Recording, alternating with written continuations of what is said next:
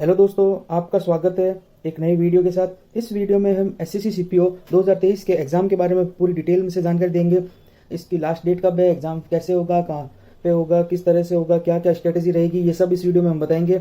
तो पूरा वीडियो जरूर देखिएगा। एसएससी सीपीओ की जो भी तैयारी करते हैं उनके लिए ये वीडियो बहुत ज़्यादा इंपॉर्टेंट होगा। इसमें हम स्ट्रेटेजी के बारे में भी फुल डिटेल में डिस्कशन करेंगे। तो चलो स्टार्ट करते हैं। तो इस एग्जाम अभी ये फिलहाल आप इस फॉर्म को भर सकते हैं। इस एग्जाम की लास्ट डेट है वो 15 अगस्त है। 15 अगस्त तक आप इसको लास्ट डेट है, इससे पहले ही भर दे। मैं तो मानता हूँ 1-2 दिन में आप इस एग्जाम के फॉर्म को भर देवे, क्योंकि लास्ट दिनों में सर्वर बहुत डाउन हो जाता है एसएससी का। इस कारण से अभी इस फॉर्म को आप भर दे। सबसे पहले हम इसमें क्या क्या पोस्ट है इसके बारे में डिस्कशन करते हैं। तो इसमें 2 प्रकार के पोस्ट है, एक तो दिल्ली पुलिस एसआई की है और दूसरे सीएपीएफ। दिल्ली पुलिस के एसआई में जिंदगी भर आपको दिल्ली पुलिस में एक एसआई का पोस्ट मिलेगा और आपको लाइफ टाइम दिल्ली में ही रहना पड़ेगा, दिल्ली में रहना पड़ेगा। तो जो जिसका ड्रीम है दिल्ली में रहने का, उसके लिए पोस्ट बहुत। सीएपीएफ के अंतर्गत बीएसएफ, सीआईएसएफ, सीआरपीएफ, आईटीबीपी और एसएसबी आती है, जिसमें से एसएसबी, बीएसएफ और आईटीबीपी ये तीनों बॉर्डर की पोस्ट है। जबकि सीआईएसएफ और सीआरपीएफ है जो मेट्रो, दिल्ली पुलिस मेट्रो और एयरपोर्ट पे जो कस्टम और ऑफिसर होते हैं उनके साथ जो चेकिंग वाले होते हैं उनके लिए होती है।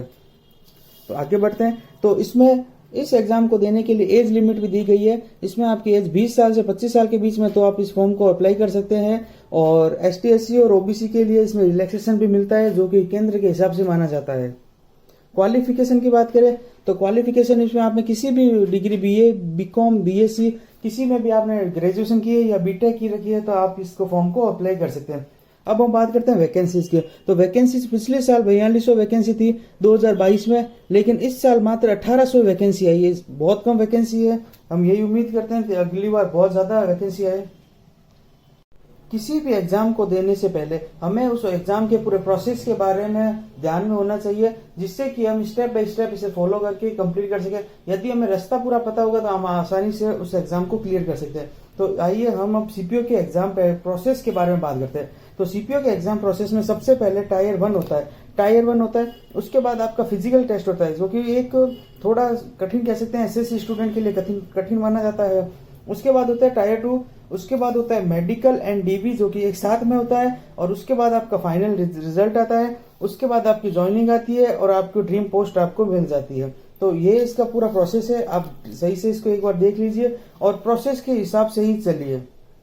हमने एग्जाम का पूरा प्रोसेस तो देख लिया। अब स्टेप बाय स्टेप देखते हैं कि इसमें टायर 1 में क्या होता है, फिजिकल में क्या होता है, टायर 2 में क्या होता है, मेडिकल में क्या होता है। इस प्रकार से देखते हैं। तो सबसे पहले हम बात करते हैं टायर 1 की।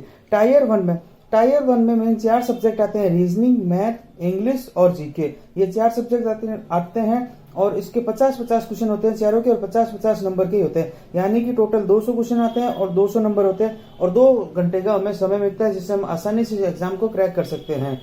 तो रीजनिंग के 50 क्वेश्चन आते हैं, जो कि मॉडरेट लेवल के आते हैं, ज्यादा इजी नहीं आते हैं। मैथ थोड़ी सी आप इसको मॉडरेट टू हाई कह सकते हैं। इंग्लिश नॉर्मल आती है और जीके जीएस का तो कोई भरोसा नहीं है। और करंट अफेयर का इसमें बहुत इंपॉर्टेंट रोल होता है। तो हमें 2 घंटों का टाइम मिलता है। और मेन इस बार जो इसमें चेंज हुआ है, वो सबसे बड़ी चेंज ये हुआ है कि हर बार नेगेटिव मार्किंग 1/4 होता था, लेकिन 2023 में नेगेटिव मार्किंग 1/3 कर दिया गया। ये एसएससी के स्टूडेंट के लिए थोड़ी दिक्कत की बात होती है, लेकिन रेलवे में पहले से ही 1/3 नेगेटिव मार्किंग ही है। अब हम बात करते हैं टायर 2 एग्जाम के बारे में। टायर 2 एग्जाम में मेन रूप से मैथ, रीजनिंग और जीके नहीं आती है, केवल और केवल इंग्लिश ही आती है, जिसमें 200 क्वेश्चन होते हैं और 200 नंबर के आते हैं और 2 घंटों का टाइम मिलता है। इसी टाइम में हमें 200 क्वेश्चन करने हैं और इसमें भी 1/3 नेगेटिव मार्किंग है। और आपका सिलेक्शन फाइनल कट ऑफ जो भी बनेगी वो टायर 1 और टायर 2 के आधार पर दोनों को मिला के बनेगी। यानी कि सीजीएल में जिस तरह से टायर 1 क्वालिफाइंग है, उस तरह से सीपीओ में टायर 1 क्वालिफाइंग नहीं है, इसके नंबर जुड़ते हैं। इसलिए आपको टायर 1 में और टायर 2 में बहुत ज्यादा मेहनत करनी पड़ेगी पूर्ण सिलेक्शन लेने के लिए। और 2022 में कट ऑफ की बात करें तो 283 गई थी 400 में से। तो यानी कि इस बार ज्यादा ही जाके, और उस वक्त 4200 पोस्ट थी तो कट ऑफ थोड़ी कम गई थी। आप मान के चलिए 320 प्लस नंबर लाने पड़ेंगे मिनिमम, तभी आपका सिलेक्शन होगा। अन्यथा आपका सिलेक्शन दिल्ली पुलिस में होना मुश्किल है, सीआरपीएफ में हो सकता है। अब हम subject to subject detail strategy के बारे में डिस्कशन करेंगे। मैं पहले ही आपको ये बात बता दूं, अब सीपीओ के एग्जाम में अब केवल 2 महीनों का समय ही बचा है। तो बिगनर स्टूडेंट इस एग्जाम को क्लियर तो कर सकते हैं, लेकिन उन्हें बहुत ज्यादा मेहनत करनी पड़ेगी, 15-15 घंटे पढ़ेंगे तब जाके इनका सिलेक्शन होगा। और मेरी बात माने तो बिगनर स्टूडेंट इस एग्जाम को टारगेट ना करे, क्योंकि 2 महीनों में कोई भी एसएससी का एग्जाम क्लियर नहीं हो सकता है। अब जो भी आपको ये कहते हैं कि 2 महीनों में हम एग्जाम क्रैक कर सकते हैं, तो वो सब एक धांधली है। वो पिछले कम से कम 6 महीने या 8 महीने का टाइम लगता है, पूरा प्रोसेस होता है, पूरा सिलेबस कंप्लीट करना पड़ता है, उसी के बाद ही आपका सिलेक्शन होगा। तो ये स्ट्रेटेजी बिगनर बच्चों के लिए नहीं है।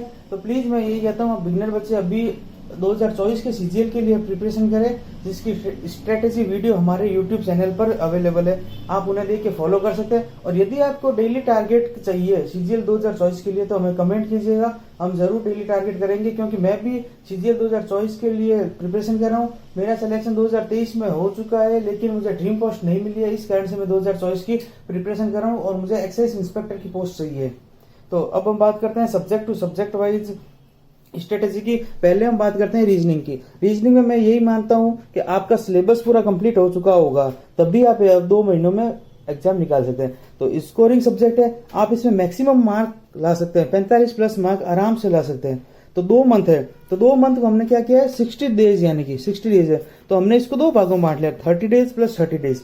तो पहले 30 डेज में आपको क्या करना है, 50 क्वेश्चन का डेली एक सेट लगाना है, और डेली एक सेट तो लगा लिया। उसके बाद आपको एनालिसिस करना है कि आपका कौन सा टॉपिक है जो वीक है, जी आपके क्वेश्चन गलत हो रहा है। जैसे आपने आज सेट लगाया तो आपने देखा कि मिसिंग नंबर और नंबर सीरीज में मेरे क्वेश्चन नहीं बन रहे, थोड़े क्वेश्चन गलत हो रहे हैं, तो आप ऐसा कीजिए। फिर आपको उस वीक टॉपिक को रिवीजन करना है, उसका एनालिसिस करना है, कॉन्सेप्ट देखना है कि कहाँ पे गलती रह रही है और मुझे क्या स्ट्रॉन्ग करना है। इस प्रकार से आप अगले दिन जब टेस्ट लेंगे तो उस टॉपिक का क्वेश्चन आपका गलत ना हो, तो ऐसा कीजिएगा।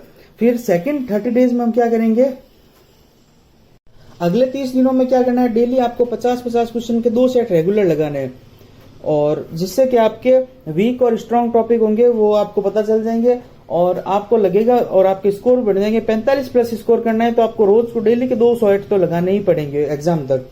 एंड मैक्सिमम प्रैक्टिस करनी है, आपको प्रैक्टिस ज्यादा से ज्यादा करनी है रीजनिंग में। रीजनिंग में अब आप थ्योरी की तरफ, मेरा मानना है थ्योरी की तरफ न चाहिए, अब आपको प्रैक्टिस बहुत ज्यादा करनी पड़ेगी, तभी आपका सिलेक्शन होगा। और रीजनिंग में अगर आपने स्कोर कर लिया तो इंग्लिश और जीके में जब आपके नंबर घटेंगे तो आपको ज्यादा दुख नहीं होगा। हमने रीजनिंग की कंप्लीट स्ट्रेटेजी के बारे में बात कर ली है, अब हम बात करते हैं मैथ की कंप्लीट स्ट्रेटेजी के बारे में। तो इसी में भी हमने 60 डेज को 30-30 के 2 भागों में बांट लिया है। पहले 30 दिनों में आपको क्या करना है, चैप्टर वाइज प्रैक्टिस करनी है।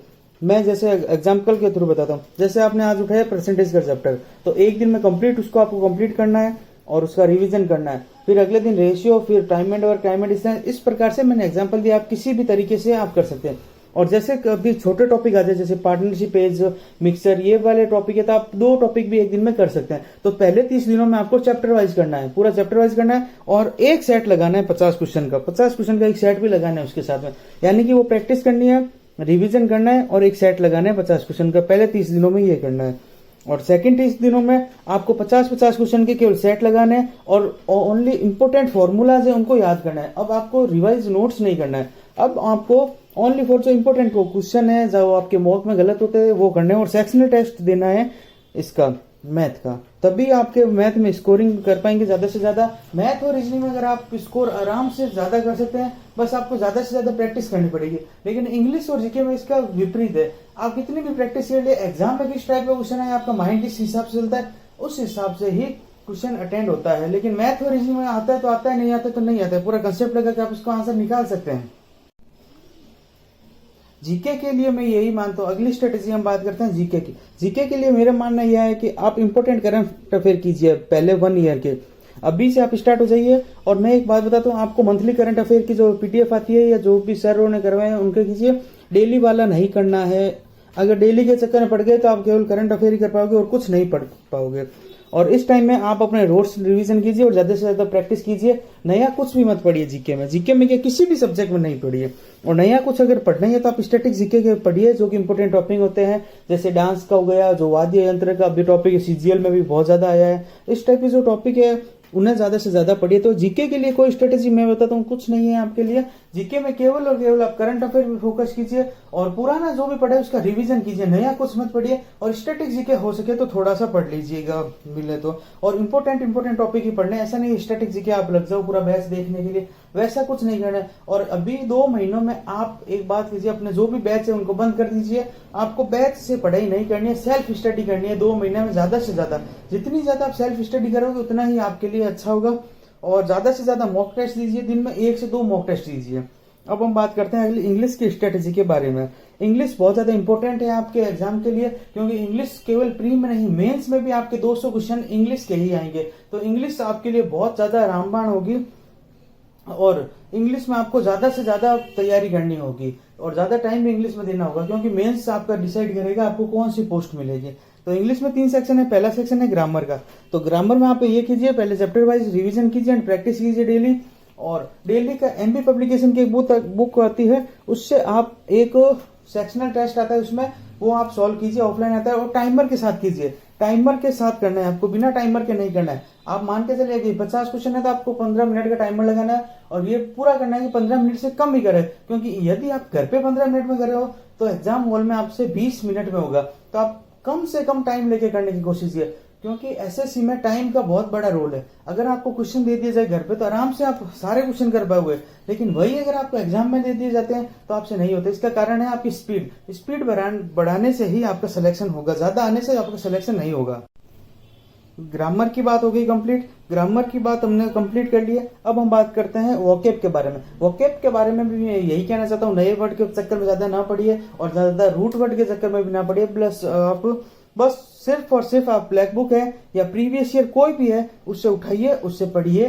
प्रीवियस ईयर ज्यादा से ज्यादा फोकस रखिए, नया कुछ भी नहीं पढ़ना है आपको बस ये करना है कि प्रीवियस ईयर जितना भी हो सके वो पढ़ लीजिए और जितना आप संभव हो सके पिछला पढ़ा हुआ है उसी को रिवाइज कीजिए, वही आपके एग्जाम में बेनिफिट रहेगा और नए के चक्कर में ना पड़े। और रीडिंग के लिए तो मैं ये बताता हूँ, अब 2 महीने हैं आपके पास तो आप ज्यादा से ज्यादा रीडिंग पे ध्यान दीजिए, क्योंकि मेंस में रीडिंग आएगी और प्री में भी आपके क्लोज टेस्ट 2 क्लोज टेस्ट आते हैं 2 और पीक्यूआरएस भी बहुत महत्वपूर्ण है। और पैसेज तो आपको पता ही बहुत ज्यादा है, तो रेगुलर प्रैक्टिस कीजिए इनकी और रेगुलर सेक्शनल टेस्ट दीजिए इंग्लिश का।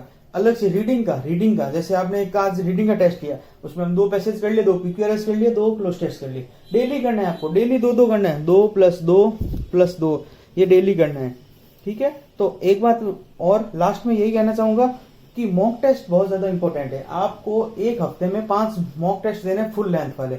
अभी प्री के एग्जाम से पहले आप मेंस का मॉक टेस्ट ना दीजिए, क्योंकि आप फालतू का डिमोटिवेट होंगे।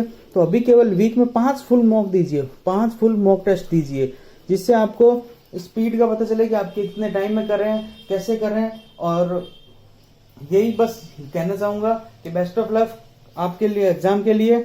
और यदि आपको वीडियो पसंद आता है तो शेयर कीजिए, लाइक कीजिए, सब्सक्राइब कीजिए और